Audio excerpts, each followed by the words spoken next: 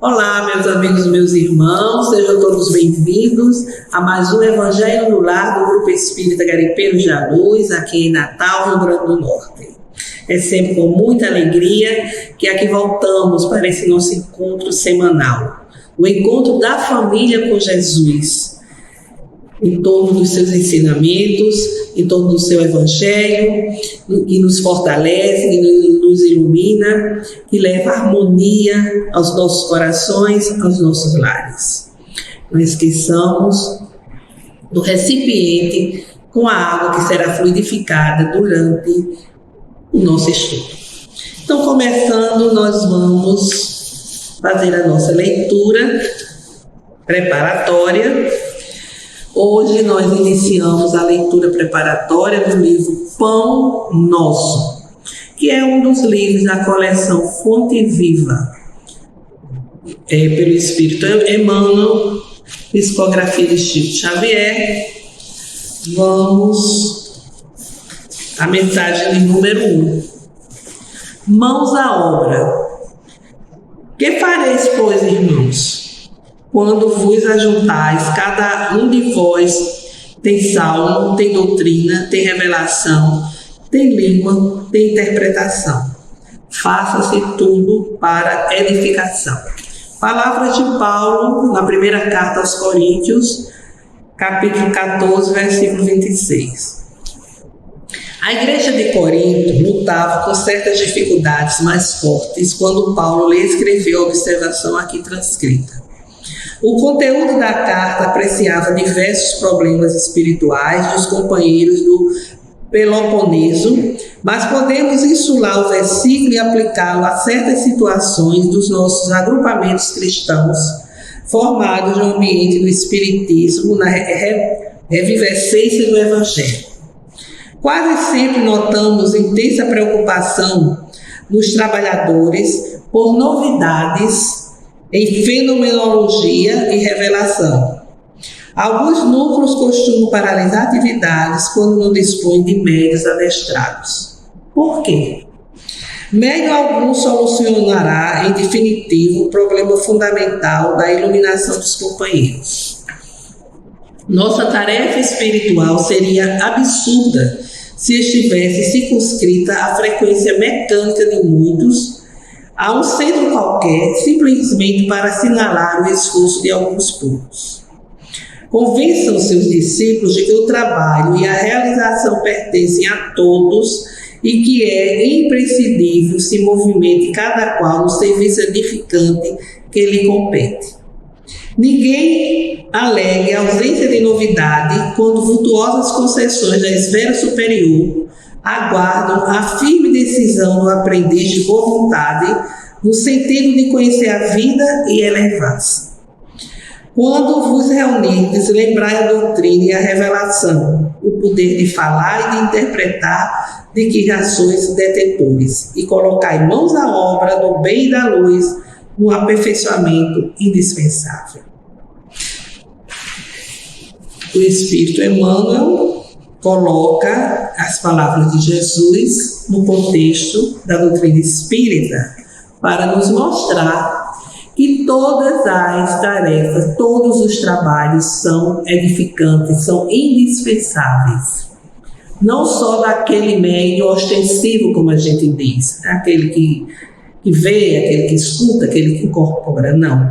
Cada trabalho ele é relevante, não só no trabalho individual de iluminação, mas como a contribuição que cada um pode e deve oferecer ao trabalho como um todo.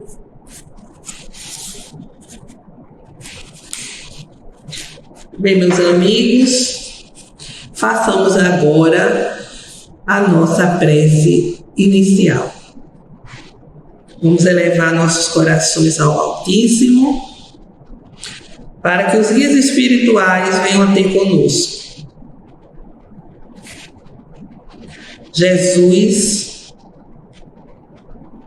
guia e mestre da humanidade, aqui estamos reunidos em torno dos vossos ensinamentos, pedindo a vossa bênção, a fim de que possamos entender o vosso Evangelho e, sobretudo, vivenciá-lo em nosso cotidiano. Fica conosco, Jesus, agora e sempre. Que assim seja. Bem, meus amigos, nós estamos dando continuidade ao capítulo 24 do Evangelho segundo o Espiritismo. Não ponhais a candeia debaixo do alqueire. E o título o item 13 e 14, que são duas passagens evangélicas. Todo aquele, pois, que me confessar. O título 13 e 14 é sobre a coragem da fé, é isso mesmo. Então, diz o seguinte: todo aquele, pois, que me confessar diante dos homens, também eu confessarei diante de meu Pai que está nos céus. E o que me negar diante dos homens, também eu o negarei diante de meu Pai que está nos céus. O registro é de Mateus, no capítulo 10, versículos 32 e 33. Lucas também faz o seguinte registro: porque se alguém se envergonhar de mim e das minhas palavras, também o Filho do Homem se envergonhará dele, quando vier na sua majestade e na de seu Pai e dos santos anjos. Lucas, o capítulo o 9 e o versículo 26. Então, meus amigos, nós já tivemos a oportunidade, em uma outra ocasião, de falarmos sobre a fé. A fé que é inata ao ser humano, E é parte integrante da vida de cada um, é integrante da própria vida. E ela decorre da nossa própria ancestralidade, das experiências que nós já tivemos desde a nossa condição primitiva. E a fé é o resultado dessas experiências e que ficaram implantadas em nosso inconsciente e que cada vez mais, através das experiências, o processo reencarnatório, vão se fixando. Então, a fé, para ter uma base, ela precisa ter uma base. E essa base é a inteligência. Porque para ter fé, porque a fé é uma crença, é uma convicção que você tem em relação a alguma coisa, a uma pessoa, a uma doutrina, a um conhecimento, Então, essa fé perfeita, ela deve ter como base a inteligência. Que nos mostra com relação àquilo em que se deve crer. E para crer não basta ver, é necessário entender e compreender. Porque se nós não compreendemos, se nós não entendemos, esta fé vai ser uma fé altamente fragilizada. Vai ser uma fé cega. E a fé cega, ela pode se desfazer no primeiro obstáculo, na primeira decepção, vamos assim dizer. E a fé cega deixa a criatura humana nas mãos daqueles que não agem corretamente, dos maldosos, vamos assim, dos mal intencionados, que querem manipular a fé humana para obter vantagens pessoais. Então, é propensa essa fé cega ao fanatismo. É uma armadilha. E a pessoa termina ao se desencantar, ao ficar decepcionada, a pessoa fica incrédula. Quer dizer, é um perigo muito grande. Então, a fé é exatamente essa crença, essa convicção. E Jesus, ao fazer essa colocação, ele está exatamente... nós precisamos interpretar essas palavras de acordo com o contexto dos seus ensinos, O que nós podemos tirar como ensinamento na interpretação das palavras de Jesus, essas palavras de Jesus? Então, nós podemos ver exatamente que essas palavras elas precisam ser interpretadas de acordo com o contexto dos ensinamentos, né? O contexto dos ensinamentos de Jesus, que os ensinamentos eles estão resumidos no amor incondicional. Então Jesus usou, a gente percebe que foram palavras fortes, né? Palavras fortes para exprimir que só viverá no reino de Deus os que viverem os seus ensinamentos, que são as leis morais, as leis divinas, que são as leis morais.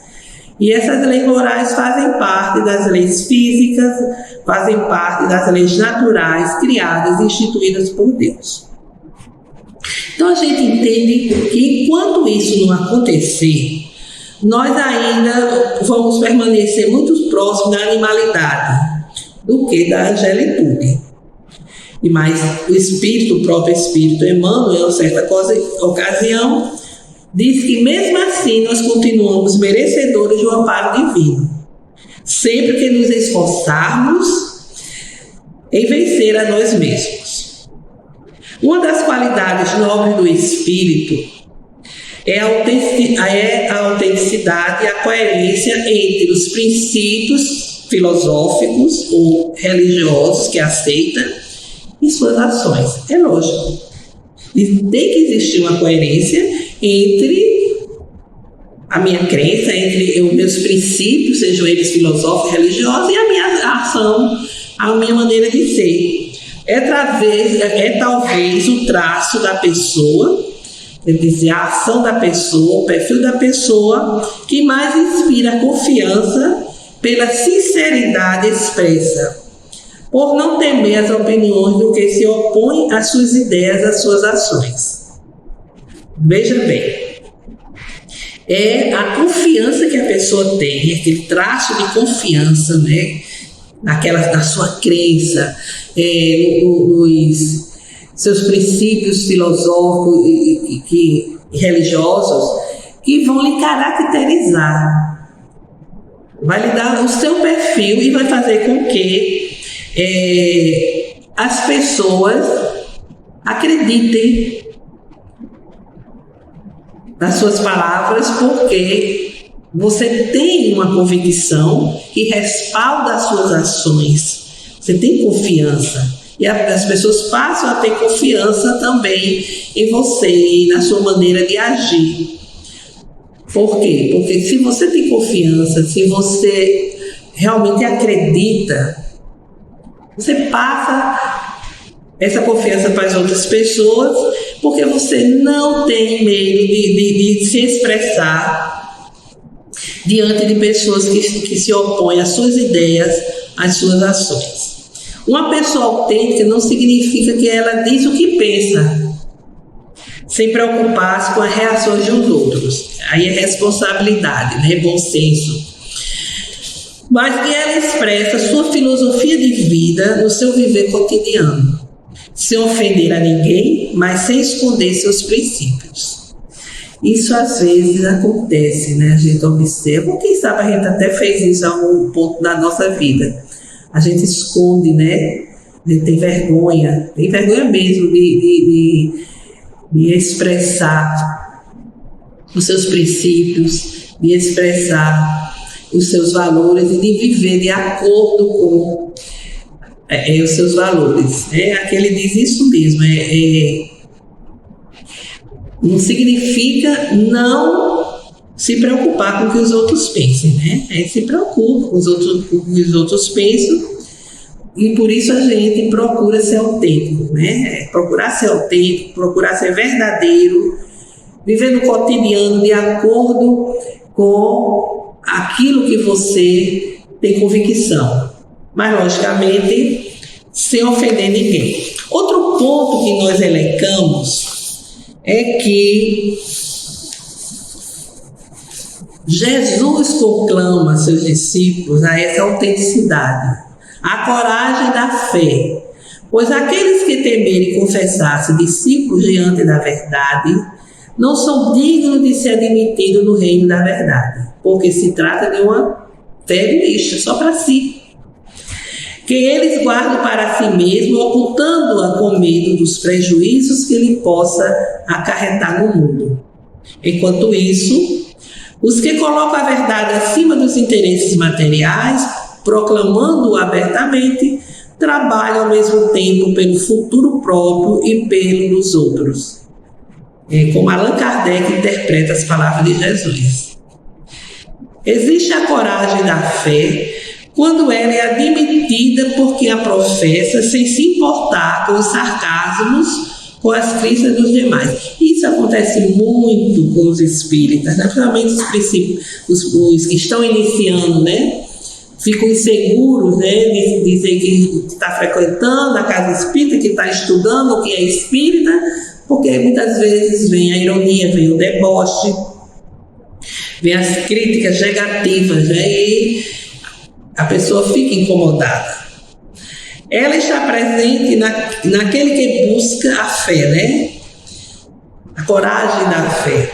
Ela está presente naquele que busca viver os princípios, mesmo em um meio familiar, social, em que suas ideias não são entendidas e aceitas sem afrontar ninguém, agindo com naturalidade no seu direito de fazer suas escolhas.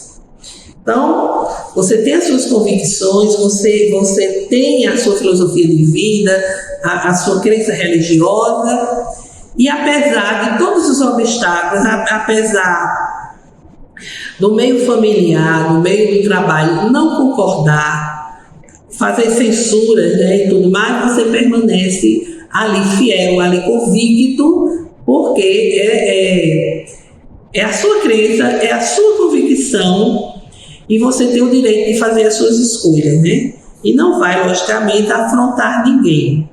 Não vai entrar no confronto, não vai entrar na desarmonia, vamos assim dizer. O autor ressalta que essas palavras de Jesus, Kardec, se dirigem também aos espíritas, porque se hoje há no Brasil um respeito maior pelas ideias religiosas do que antes, ainda existem lugares e situações que podem levar os mais frágeis na fé e a escondê-la. É verdade. Se hoje o espiritismo no Brasil conseguiu o respeito merecido, isso é consequência dos exemplos dos seus pioneiros no estudo e na prática desta doutrina. Essa advertência de Jesus continua a ressoar nas mentes e nos corações dos espíritas que aceitam o espiritismo como desenvolvimento e aplicação da doutrina do Evangelho, para o esforço de viverem abertamente em palavras, em atitudes e comportamentos coerentes com os princípios dessa doutrina, a fim de merecerem ser considerados seus discípulos.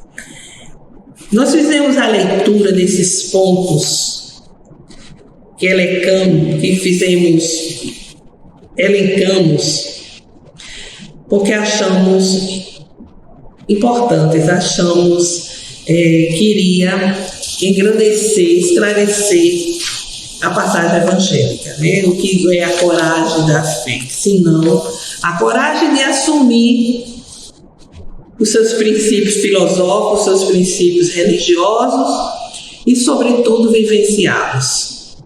Porque não é fácil, diante da família, no ambiente de trabalho, no ambiente social, você ter uma vivência que não é acreditada pelas pessoas e que até é uma vivência criticada. Mas Jesus diz, para ser seu discípulo é necessário ter uma fé corajosa, não só de acreditar e guardar para si os ensinamentos, mas de vivenciá-los, demonstrá-los a qualquer momento, em qualquer situação.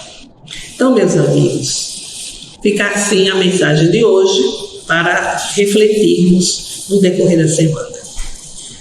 Façamos as nossas rogativas, elevando nossos corações ao Altíssimo.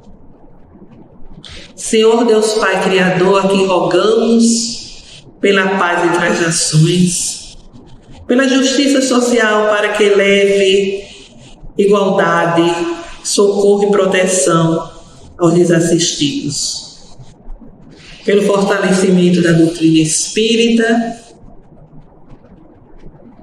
por todos os lares, para que o Evangelho do Cristo chegue iluminando e fortalecendo a cada um.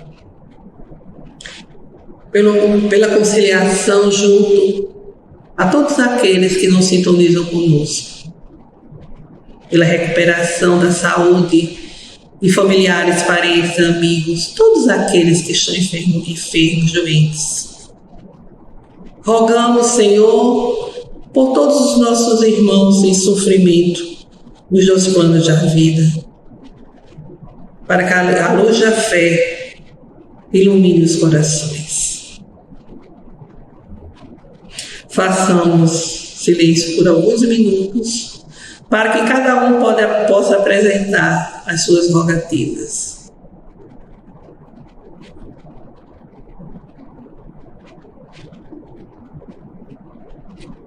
Pai nosso de infinito amor e bondade, que estais em toda parte, santificado seja o vosso nome no louvor das criaturas. Venha a nós o vosso reino de amor e sabedoria. Seja feita a vossa vontade acima dos nossos desejos aqui na terra e em todos os ciclos espirituais. O pão nosso do corpo e do espírito dai-nos hoje. Perdoai, Senhor, as nossas dívidas, ensinando-nos a perdoar os nossos devedores, com esquecimento de todo o mal. E não permitas que venhamos a cair nas tentações das nossas próprias inferioridades. Pois vosso é o reino, o poder e a glória para sempre, que assim seja. Meus amigos, encerramos assim o Evangelho de hoje e esperando revê-los no próximo domingo. Até breve.